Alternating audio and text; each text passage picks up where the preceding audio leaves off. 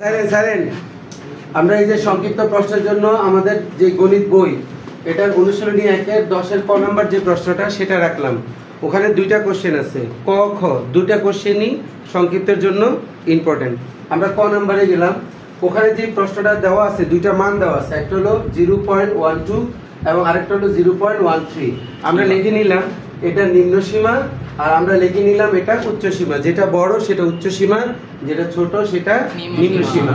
এখন এই সীমার ভিতরে দুইটা অমূলদ সংখ্যা নিতে বলছে। তো অমূলদ সংখ্যা কোনগুলা? যে সংখ্যাকে দুইটা পূর্ণ সংখ্যার অনুপাতে প্রকাশ করা যায় না, অর্থাৎ p বাই q আকারে প্রকাশ করা যায় না। তো এরকম সংখ্যা কোনগুলা? যে সংখ্যাগুলার শেষ নাই, যে সংখ্যাগুলার শেষ নাই। কিছুক্ষণ আগেও আমরা যেটা বললাম যে যে কোনো একটা সংখ্যা, মনে করেন এইটা যে কোনো একটা সংখ্যা, এই সংখ্যাটার এই যে ডান পাশে যদি আমরা জাস্ট ডট ডট দিয়ে দিই, এর অর্থটা দাঁড়াবে যে এই সংখ্যাটার কোনো শেষ নাই। তো এটা অমূলদ সংখ্যা। যার শেষ নাই সেটাই অমূলদ, আর যার শেষ আছে সেটা মূলদ। সো অমূলদ সংখ্যা বাই করতে হলে আমাকে দেখতে হবে এই যে দুইটা সংখ্যা সীমানা দিলাম, এই সীমানার মাঝখানে লক্ষ লক্ষ সংখ্যা আছে, কোটি কোটি সংখ্যা আছে, যারা মূলদ আছে অমূলদ আছে। তা আমরা দুইটা সংখ্যা এর মাঝখানে ধরে নিচ্ছি, সেজন্য নিম্ন সীমা আর উচ্চ সীমা দিচ্ছি। যেটা ছোট সেটা নিম্ন সীমা, যেটা বড় সেটা উচ্চ সীমা। তাইলে ধরি দুইটি অমূলদ সংখ্যার একটা a = এখন আমরা কত ধরবো? আমরা ইচ্ছা করলে এখানে 1.9 ও দিতে পারতাম, 3 আছে না, তাহলে 1.2 আছে, এটা হচ্ছে একটু বড়, 1.3 ও দিতে পারতাম, 1.4, 1.5, 1.6, 1.7, যা খুশি তা, এরকম আর কি, মানে 0.17 এরকম আর কি, 0.17। তা আমরা নিলাম আর কি যে একের চেয়ে এখানে হলো 3, এখানে 1, মাঝামাঝি একটা সংখ্যা আছে 2। এই 2 দিয়ে কোটি কোটি সংখ্যা লেখা সম্ভব। সো আমরা লিখছি একটা হচ্ছে 0.21। এখন এটা কোত্থেকে লিখলাম? আন্দাজি লিখছি। কোত্থেকে লিখছি? আন্দাজি, যেটা এটার মাঝখানে আছে। আপনি লেখেন, এরপরে 01 দিলাম, তারপরে 001, তারপর 001, এবার ডট ডট। আর একজন জিজ্ঞেস করে এইটা পাইছেন কই, বলবেন এইটা এই সীমার ভিতরে আছে, এই সীমার মধ্যে আছে। তো এটা একটা অমূলদ সংখ্যা। তোমার এই রেজাল্টটা এক একজনের এক এক রকম হবে, তোমার উত্তর যা আসবে আরেকজনের উত্তর অন্যরকম হবে। তোমাকে বলছে দুইটা অমূলদ সংখ্যা বাইর করতে, কোটি কোটি আছে ভাই, আমি 2টা বাইর করছি, এবার আপনি পারলে আরো 2টা বাইর করেন, আপনি 100টা বাইর করেন, কিন্তু এর মধ্যে থাকলেই হলো। এখন এই ব্যাখ্যাটা আপনার লাগবে। আরেকটা আমরা বি নিছি, এই যে 0.21 ছিল তো 0.22 দিছি, এরপরে একটা 0 দিয়ে 2, 2 0 দিয়ে 2, 3 0 দিয়ে 2, ডট ডট ডট, মানে এরকম চলতে এসে অনন্ত অসীমকাল, এর কোনো শেষ নাই। যার শেষ নাই সেটাকে কি করে দুইটা সংখ্যার অনুপাত আকারে প্রকাশ করা সম্ভব না। তো এখানে স্পষ্টত এই a এবং b উভয় সংখ্যাই 0.12 এটা থেকে বড় ও 0.31 এটা থেকে ছোট, অর্থাৎ দিয়ে এটাকে আমরা লিমিটের মাধ্যমে প্রকাশ করব। লেখেন অর্থাৎ নিম্ন সীমাটা কত? 0.12। এটা থেকে আমার এর যে মানটা 0.21 দিছি, 01, 001, 001, ডট ডট ডট, এত বড়ও লাগে না। এখানে আপনি ডট ডট আরো আগেও দিতে পারবেন। তারপরেও আমরা একটু কি দেখার সুবিধার জন্য, চোখের শান্তির জন্য একটু বড় করে দিলাম 0.31 এবং 0.12। এটা থেকে আমার অন্য যে অমূলদ সংখ্যাটা আছে সেটা লিখলাম। এটা থেকে আবার ফিরে আমার উচ্চ সীমাটা কি? বড়।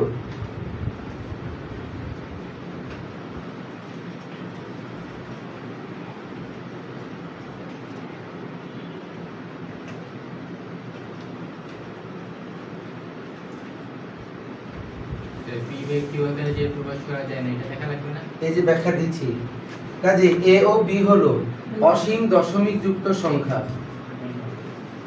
দশমিক যুক্ত সংখ্যা যাদেরকে দুটি পূর্ণ সংখ্যার অনুপাতে প্রকাশ করা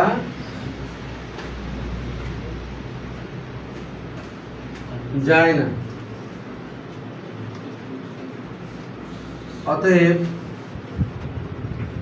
নির্ণেয় অমূলদ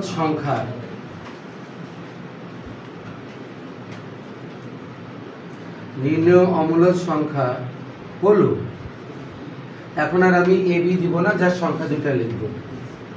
একটা সংখ্যা হলো 0.21 10 20 30 ডট ডট ডট এবং 0.22 10 20 30 ডট ডট ডট শেষ। এটাই অ্যান্সার। আচ্ছা, এই হলো প্রশ্ন। এইবার আমি তো দুইটা অমূলদ সংখ্যা বললাম, যদি দুইটা মূলদ বলতো তাহলে কি করতাম? যদি দুইটা মূলদ বলতো তাহলে আমরা লিখতাম দুইটা মূলদ সংখ্যার একটা a ইকুয়াল টু এই ডট ডট সারা লিখলেই হইতো, এই ডট ডট সারা লিখতে হইতো, বাকি কথাটা সেম থাকবে। এখানে যে আমরা বলবো কাজে a ও b হলো কি সসীম দশমিক যুক্ত, ওখানে অসীম না দিয়ে আমরা দিব সসীম।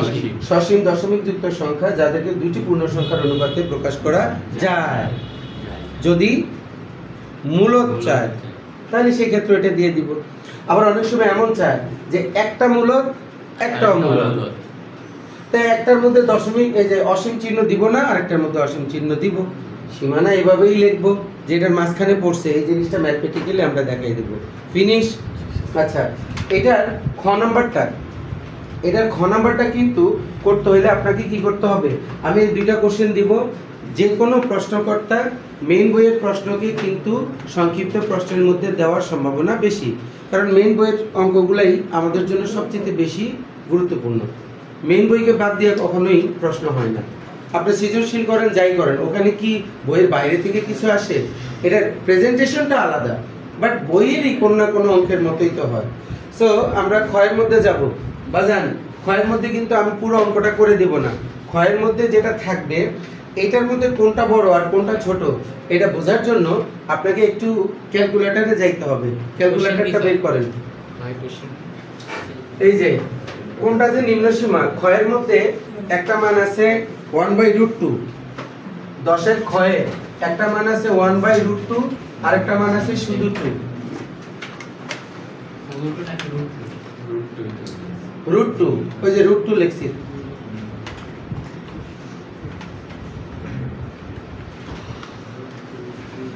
এখন এখানে নিম্ন সীমা কোনটা হবে, উচ্চ সীমা কোনটা হবে, এইটা আমি বুঝতে পারতেছি না। সেজন্য আগে দশমিকের মানটা বের করে নাও। যেটা বড় সেটাই বড়, যেটা ছোট সেটা ছোট। একজন √2 মান বের করো, আরেকজন 1/√2 মান বের করো না, তাড়াতাড়ি করো। √2 1.41।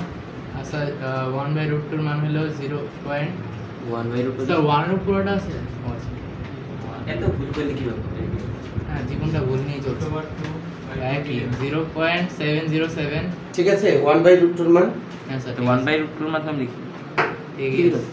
হ্যাঁ, ঠিক আছে স্যার। 1/√2 ঠিক আছে। 1/√2 এর মান কত বললা? 0.707। তাহলে নিম্ন সীমা হচ্ছে 0. আচ্ছা, এখানে একটা কাজ করি, এখানে এটাকে আমরা লিখে দেই। নিম্ন সীমা হচ্ছে 1/√2, এটাকে ক্যালকুলেটরে কাজ করলে কত আসে বললা? 0.707 707 106 106। বাবা লাগবে না, এটা শেষ নাই। এরপর √2 এর মান কত? 1. √2 এর মান হচ্ছে 1.414 213। এই যে দেখো, এই যে দশমিকের পর এখানে 6 ঘর রাখছি, নিচেও 6 ঘর রাখলাম। 414, তারপর 213। এটার কোনো শেষ নাই, কারণ এটা অমূলদ সংখ্যা। তো রুটযুক্ত যে কোনো সংখ্যাই হচ্ছে অমূলদ সংখ্যা। এটা দেখবা, যে কোনো সংখ্যা বলতে কি, যদি এটার ভিতরে কোনো মৌলিক সংখ্যা থাকে। যে কোনো সংখ্যা বলতে আবার পূর্ণবর্গ সংখ্যা না, পূর্ণবর্গ সংখ্যা থাকলে তো বর্গমূলই করা যায়। তাইলে আমরা দেখতে পাচ্ছি এখানে নিম্ন সীমা হচ্ছে 1/√2, উচ্চ সীমা হচ্ছে √2। এখন এই সীমার ভিতরে আমাদেরকে বাই করতে বলছে একটা মূলদ এবং একটা অমূলদ। তাহলে কিছুক্ষণ আগে যে প্রশ্নটা বললাম সেই প্রশ্ন ওনারা চাইছে, একটা মূলদ সংখ্যা আর একটা অমূলদ সংখ্যা। এখন খেয়াল করে দেখেন,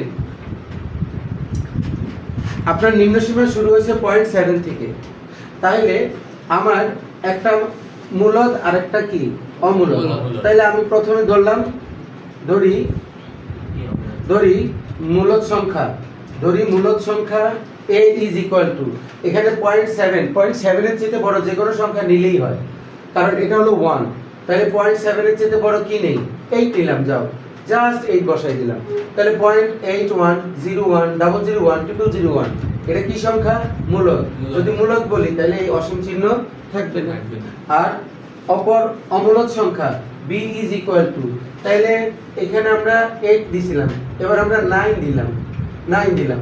কেমন, এটা এত বড় করার কোনো দরকারও নাই, এটা আরো ছোট করে দিলাম, যাও। তাহলে 001 পর্যন্ত গেলাম মূলদটা।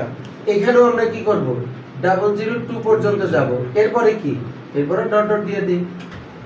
ডট ডট আমরা আরো আগে থেকেও দিতে পারবো, কিন্তু আমার সীমানাটা বুঝাইতে হবে। এখন 0.8 এটা কি 0.7 থেকে বড়, আর এটা 1 এর চেয়ে ছোট, এইটা খেয়াল রাখতে হবে। 0.9 এটা কি 0.7 থেকে বড়, আর 1.4 থেকে ছোট। সো এই কথাগুলো একদম একই রকম থাকবে, যে এখানে স্পষ্টত a ও b উভয় সংখ্যাই এবার কার থেকে বড়, 1/√2 থেকে বড়, এবং রুট ওভার কত, এটা 2 না, √2 থেকে ছোট। অর্থাৎ এবার ওই একই কাজ যাচ্ছে, তাড়াতাড়ি করে করেন। এখানে আর আমরা দশমিক দিচ্ছি না, এই জায়গায় আমরা দশমিকের মান বসাইছি এই জন্য যে বোঝার জন্য যে কোনটা ছোট কোনটা বড়। কেমন, ছোট বড় তুমি তো এটা থেকে যদি বুঝতে পারো আলহামদুলিল্লাহ, সমস্যা নেই, বাট আমি বুঝতে পারতেছি না, তাই আমি কি করব, দশমিকের মান নিয়ে পরে তুলনা করে দেখবো। তাহলে আমার নিম্ন সীমা হচ্ছে বাবা 1/√2, আর উচ্চ সীমা হচ্ছে √2। আমার অনেক সুবিধা, হ্যাঁ বুঝতে পারলাম না, খুব সুবিধা। কাজেই এইবার নিচে যা ব্যাখ্যাটা ভিন্ন দিতে হবে। এখানে দেখো আস্তে আস্তে সংখ্যাগুলো চেঞ্জ করতে হবে। আমার এই সংখ্যাটা আমি এ পর্যন্ত রাখছিলাম, কিন্তু 2 এর জায়গায় আমি শুধুমাত্র 8 বসাচ্ছি। এখানে 2 এর জায়গায় আমি 9 বসাচ্ছি, কারণ আমার নিম্ন সীমাটা শুরুই হয়েছে 0.7 থেকে। এখানেও আমরা এই পর্যন্ত মুছে দিচ্ছি, কারণ অত বড় সংখ্যা দেওয়ার দরকার নাই, এইটুক দিলেই এনাফ।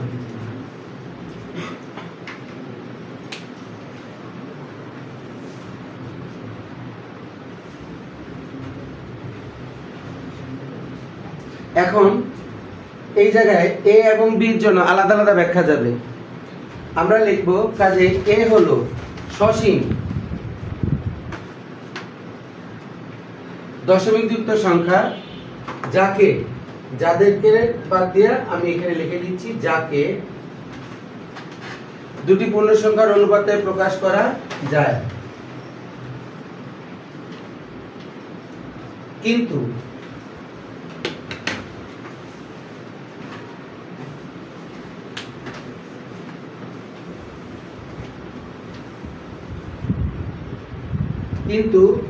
b হলো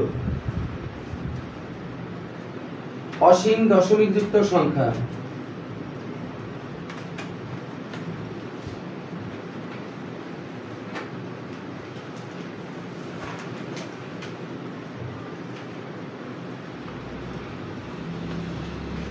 যাকে দুটি পূর্ণ সংখ্যার অনুপাতে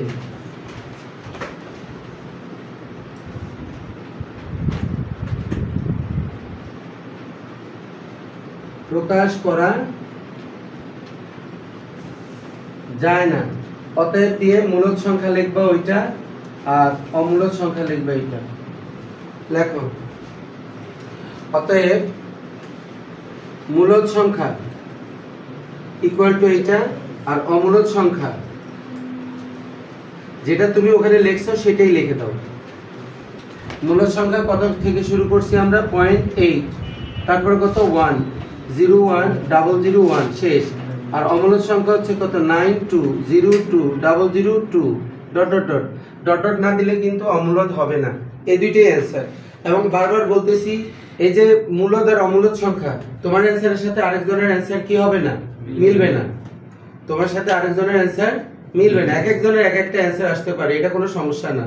তোমার মূল সমস্যাটা হচ্ছে কোনটাকে তুমি মূলত বলছো কোনটাকে অমূলত বলছো, সেটা শর্ত কভার করে কিনা। ক্লিয়ার? তাহলে এই দুটো অঙ্ক সংক্ষিপ্তের জন্য ইম্পর্টেন্ট। এখন আসো, কিছু কিছু জায়গা আছে যে সাধারণ ভগ্নাংশে প্রকাশ করতে বলে, আমরা ধামাধাম কয়েকটা কোশ্চেন সলভ করব যে পৌনঃপুনিক যুক্ত সংখ্যাকে কিভাবে ভগ্নাংশে রূপান্তর করতে হবে, সাধারণ ভগ্নাংশে রূপান্তর করতে হবে, এগুলো নৈর্ব্যক্তিকের মধ্যে আসতে পারে। চলেন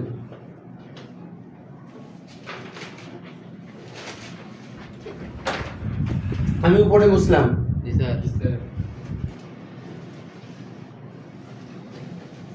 একটা চ্যাপ্টার সম্পর্কে তো তোমার মনে করো 2 নাম্বারের প্রশ্নই আসুক, কিন্তু সেটা অ্যান্সার করার জন্য তো যথেষ্ট ধারণা থাকতে হবে সেই চ্যাপ্টারের উপরে, দখল থাকতে হবে। দখল থাকলে না যা কিছু আছে সবকিছু অ্যান্সার করা সম্ভব, নাহলে কিভাবে? সুতরাং এত সংক্ষেপে সবকিছু কমন ফলানো খুব মুশকিল। তারপরেও আমরা একটা আইডিয়া দিয়ে যাচ্ছি। এখন আমি অধ্যায় 1 এর মধ্যে পড়ে আছি, এরপরে সেট আছে, মান নির্ণয় আছে, লবসূচক আছে, ত্রিকোণমিতি আছে, পরিমিতি আছে, অনেক অনেক অঙ্ক। কাজেই তো যেহেতু অঙ্কের পরিমাণ অনেক বেশি, এই হেজিটেশন যেন না থাকে, না ঘাবড়াও, তোমরা যেন সাহস নিয়ে কাজ করতে পারো, সেজন্যই কিন্তু একেবারে চিপ এই সাজেশনটা দেওয়া। এছাড়া কিন্তু সাজেশন দিয়ে কমন ফলানো খুব মুশকিল। দেখা যাক কতটুকু কমন পড়ে, আপনাদের ভাগ্য আমারও ভাগ্য।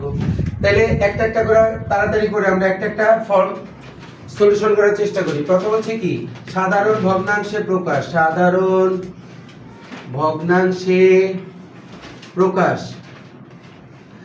সাধারণ ভগ্নাংশে প্রকাশ। ছোটবেলা থেকে আমরা দশমিক সংখ্যাকে সাধারণ ভগ্নাংশে প্রকাশ করা শিখেছি। এখন আমরা শিখব পৌনঃপুনিক যুক্ত সংখ্যাকে কিভাবে সাধারণ ভগ্নাংশে প্রকাশ করে। আমি এখান থেকে 13 নম্বর অঙ্কটাকে এক্সাম্পল হিসেবে রাখলাম। এখানে প্রদত্ত রাশি, প্রদত্ত যে রাশিটা সেটা হচ্ছে 6.2309, 3 এবং 9 এদের উপরে পৌনঃপুনিক আছে। আমরা তো নিশ্চয়ই জানি পৌনঃপুনিক মানেটা কি। পৌনঃপুনিক মানে হচ্ছে ভাগ করার পরে যেই অংশটা বারবার আসতে থাকে, বারবার আসতে থাকে। একটা এক্সাম্পল দিই, মনে করেন 6 দিয়ে আপনি 20 কে ভাগ করতেছেন, তাহলে 6 20 এর মধ্যে কয়বার যাবে? একবার না 3 বার? 2 বার, 3 বার স্যার। 3 বার, মাশাআল্লাহ। 3 6 কত?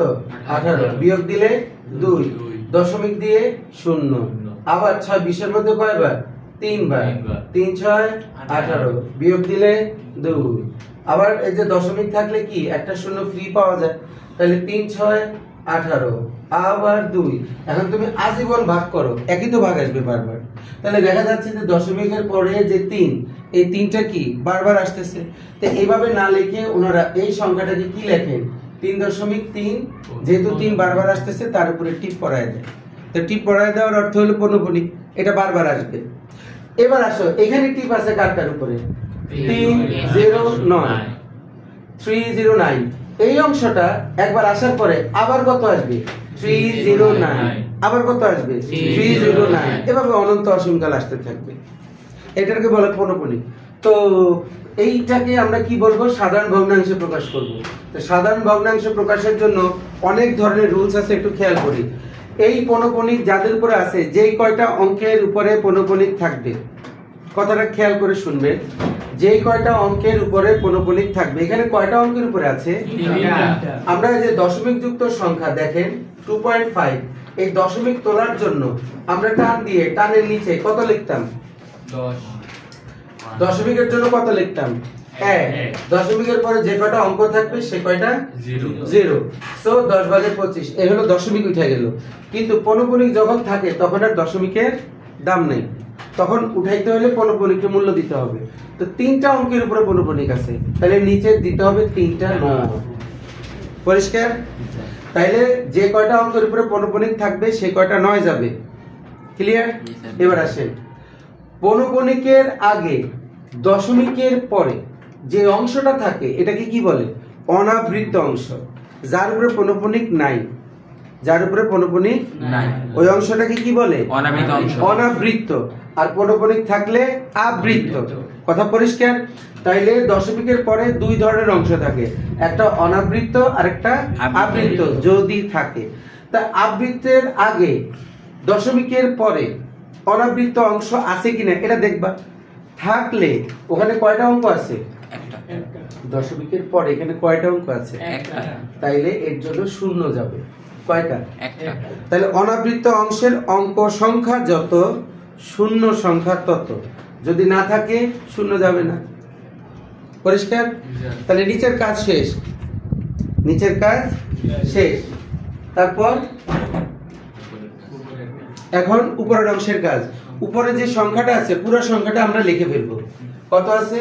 6 2 3 0 9। এবার এখান থেকে বিয়োগ করতে হবে। কাকে? অনাবৃত্ত না, শুধু পৌনঃপুনিকের আগ পর্যন্ত, সংখ্যার বাম থেকে পৌনঃপুনিকের আগ পর্যন্ত যে অঙ্কগুলো আছে যেভাবে আছে ওভাবে বসায় বিয়োগ দিতে হবে। তাহলে এখানে কত আছে? 6 2। তাহলে 6 2 বসায় বিয়োগ দেন। দেখেন সবাই কি বুঝছেন কিনা? পৌনঃপুনিক তোলার নিয়মটা একটু তো ঝামেলা আছেই, অনেকগুলো বিষয় খেয়াল রাখতে হবে। প্রথমত হলো নিচে হরের অংশে কি যাবে? পৌনঃপুনিকের জন্য 9 যাবে। অনাবৃত্ত অংশের অঙ্কের সংখ্যার জন্য 0 যাবে। অনাবৃত্ত অংশ না থাকলে 0 হবে না। এরপর পুরো সংখ্যাটা বসে যাচ্ছে, বিয়োগ দিতে হচ্ছে কাকে? পৌনঃপুনিকের আগ পর্যন্ত যে সংখ্যা আছে তাকে লিখে বিয়োগ দিতে হবে। পরিষ্কার? এটার পর আমি একটা অঙ্ক দেব, সেটা নিজেরা করবেন। সো এইখানের মধ্যে নিচে হচ্ছে 1 2 3 তারপর একটা 0।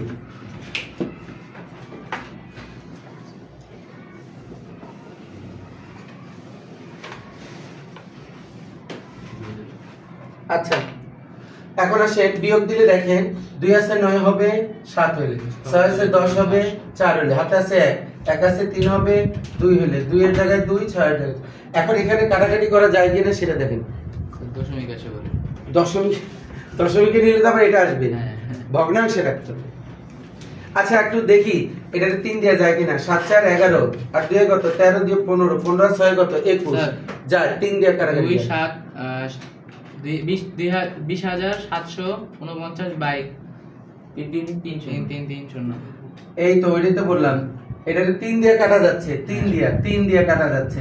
3 দিয়ে এটার ভাগ দিলে 3 তিরিখে 9, 3 তিরিখে 9, 3 তিরিখে 9 0 0। এবার 3 দিয়ে যদি আমরা এটাকে ভাগ করি তাহলে কত হবে দেখো? 3 দুগুণে 6, 3 দুগুণে 6। উপরে থেকে একটা নিলে 2 হয়, 2 তে যায় না দেখে 0 2। 3 7 21 14, 3 4 12, 2 27, 3 9 27। তাহলে কত হচ্ছে? উপরে 2 0 7 4 9, নিচে হলো 3 3 0।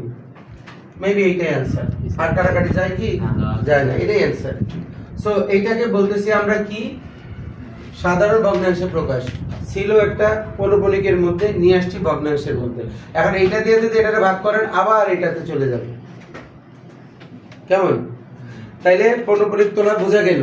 এবার আপনারা নিজেরা করেন, বই থেকে আমি একটা দিচ্ছি, আপনারা নিজেরা করেন তো দেখি একটা। এটা হচ্ছে মনে করেন এই যে 13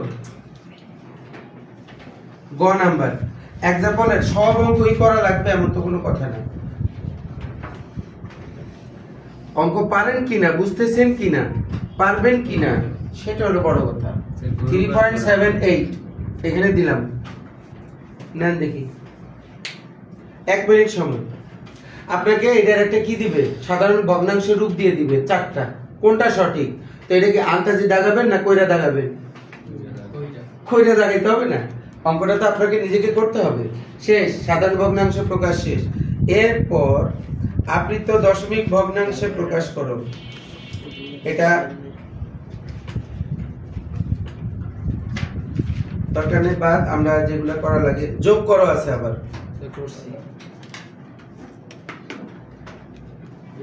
341/90। যোগ বিয়োগ একই নিয়মে করে, যোগ বিয়োগ একই নিয়মে করে, যোগ বিয়োগ একই নিয়মে করে। 10 মিনিটের জন্য যোগের মধ্যে যাব, তাড়াতাড়ি বলো। 341/90। একজন বলছে যে এটার নাম, এইটার মান কত বললো? 341/90।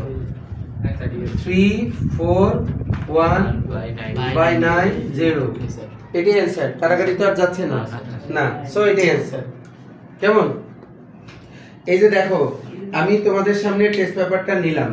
এই টেস্ট পেপারের ভিতরে এরকম সাধারণ ভগ্নাংশ প্রকাশ বহু অঙ্ক আছে, বহু অঙ্ক আছে যেগুলোকে সাধারণ ভগ্নাংশ প্রকাশ করতে বলছে। বহু স্কুলে আছে, বোর্ডে আছে, সহজ সহজ কিছু অঙ্ক দিছে। এই যে দেখো, রাজশাহী বোর্ড 16 এবং দিনাজপুর বোর্ড 16, একটা ছোট্ট একটা অঙ্ক আসছে, দেখি এটা করেন।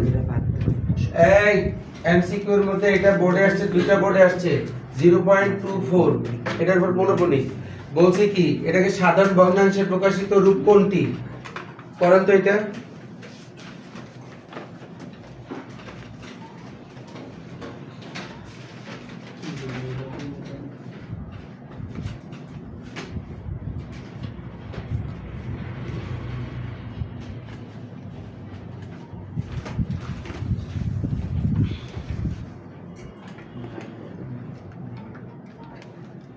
তো 8/33 হ্যাঁ 8/33 8/33। তো এটা কিভাবে তুলছি?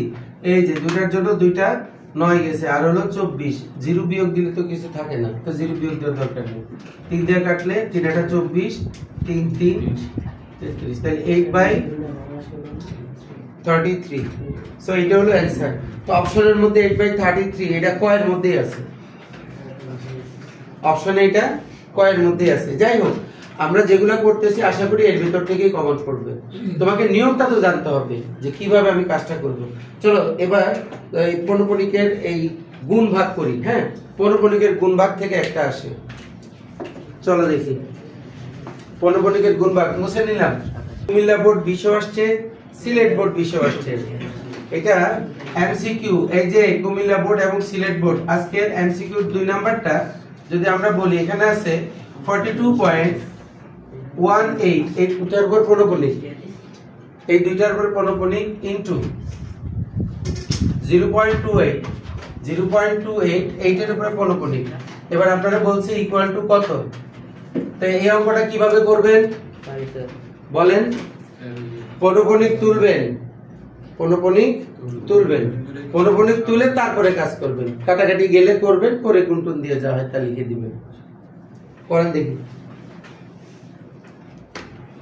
দেখি কার সাথে অ্যানসারটা মিলে।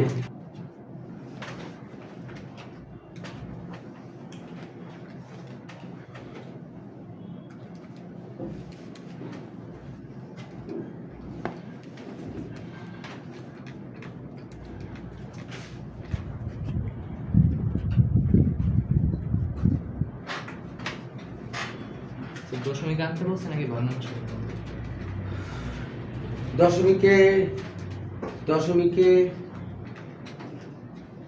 এইটাকে একদম তোমার পৌনঃপুনিকে নিয়ে রাখছে আবার। দশমিক আনো দশমিকে যাবে আবার। হ্যাঁ, দশমিক আনো রাখতে হবে। হ্যাঁ, এটাকে ভাগ করে একদম, এখানে পৌনঃপুনিক আছে তো পৌনঃপুনিক অবস্থায় রাখতে বলছে। যাই হোক, পৌনঃপুনিকে নিতে বলছে আবার।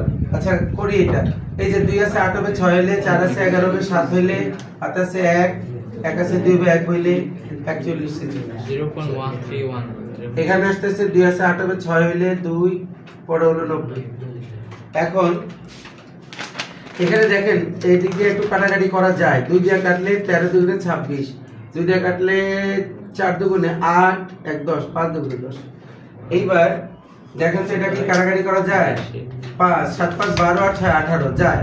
3 দিয়ে কাটাকাটি করা যায়। 3 দিয়ে 45 কে ভাগ করলে কত হয়? 3 15 45। 3 দিয়ে এটাকে ভাগ করলে 3 1 3 11, 3 3 9, 2 27, 3 9 27, 2 3 দুগুণে 6। এবার আবার 3 দিয়ে যায় কিনা দেখেন। 10 2 12 আর 3 15 যায় তো। একটু ক্যালকুলেটর দেখো তো 15 দিয়ে ডাইরেক্ট না যাচ্ছে না, 3 দিয়ে যাবে। 3 4 12 19, 3 6 18 12, 3 4 12, 3 5 15। এই সাইডটা ক্লিয়ার করলাম না। এখানে যা আছে আমরা 13 দিয়ে কি 99 এ কাটা যায়? যায় না তো। আচ্ছা এখানে গুণ করে দিচ্ছি। 5 9 45 এর 5 4, 5 9 45 আর 4 49। এই দেখো তো গুণ করো তো, 4 6 4, এটাকে 13 দিয়ে গুণ করে কত হয় দেখো। 6032। এই 13 আর এটার গুণ করলে জি স্যার 60 6032। ওকে, এবার ভাগ করছি, খেয়াল করেন। ও গ্লুকোজের অভাব হচ্ছে। এটা মুসলাম, এই যে 13 আর এটা গুণ করলে হয় এত, 99 আর 5 গুণ করলে হয় 495, মুছে দিলাম। অ্যানসারটা তো আমার একটা অ্যানসার আসলেই হবে না, অ্যানসারটা তো হচ্ছে যে ওনারা যেটা চাইছে সেটা আসতে হবে না। তো যাই হোক, এটাকে ভাগ করলে দেখেন কত হয়। এই যে 3 ঘর, এখান থেকে 3 ঘর, 603 এর মধ্যে 495 একবার যায়। 5 আছে 13 বা 8 হইলে হাতে আছে 1, 10 10 মিলে গেছে 0, হাতে আছে 1, 4 রেখে 5, 5 আছে 6 এবং 1 হইলে তো উপর থেকে 1 ঘর নামে।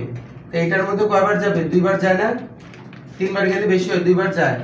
5 দুগুণে 10 এর 0, হাতে আছে 1, 9 দুগুণে 18 আর 1 19 9, হাতে আছে 1, 4 দুগুণে 8 আর 1 9। গুণফল ঠিক আছে কিনা একটু দেখো, ক্যালকুলেটর হিসাব করে দেখো। 5 দুগুণে 10 এর 0, হাতে আছে 1, 9 দুগুণে 18 19 9, হাতে আছে 1, 4 দুগুণে 8 আর 1 9। ওকে, বিয়োগ করো। 9 আছে 18 বা 9 হলে হাতে আছে 1, 10 10 মিলে গেছে 0, হাতে আছে 1 মিলে গেছে 92। এবার আমরা দশমিক দিয়ে কি করব? একটা শূন্য দিব। এবার 920, দেখো 990 যদি এটাকে দুইবার নেই হয় 990, কিন্তু আমার কাছে আছে কত? 920। তো যাবে কয়বার? একবার। তাহলে একবার গেলে 4 9 5, বিয়োগ দিলে কত হয়? 5, হাতে আছে 1, 10 আছে 12 হবে 2 হলে, হাতে আছে 1, 5 আছে 9 হবে 4 হলে। দশমিকের জন্য শূন্য একটা ফ্রি। এবার 4 2 5 0 মানে 4250। এর মধ্যে 495 কয়বার যাবে? হ্যাঁ, 8 বার যাবে নাকি? দেখো তো 8 বার দিলে কত হবে স্যার? 495 এর 8 দিয়ে গুণ দিয়ে দেখো কত? 3960। 3900 অবশ্যই 8 বার যাবে, কারণ আরেকবার 3960। এবার আসেন, বিয়োগ দিলে 0, 6 আছে 15 কত হইলে? 9 হইলে, হাতে আছে 1, 10 আছে 12 হবে 2 হইলে, হাতে আছে 1, 290। 290। তো এই 90 জিরো থাকার কারণে একটা জিরো, দশমিক থাকার কারণে একটা জিরো দেওয়া যায়। এইবার কয়বার যাবে? 4 বার যায় কিনা দেখো।